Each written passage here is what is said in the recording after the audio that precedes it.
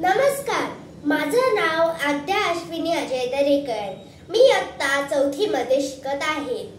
मी home school करते आणि आज मी मनाच्या श्लोकामधला 110वा श्लोक तुमच्या समोर सादर करणार आहे.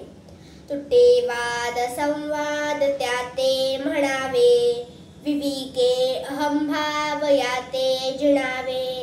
अहंता गुणे वाद नाना विकारी, तुटे वाद संवाद तोही तकारी. या श्लोकाचा अर्थ आहे की ज्या चर्चेमुळे वाद संपतो त्याला संवाद असे म्हणतात.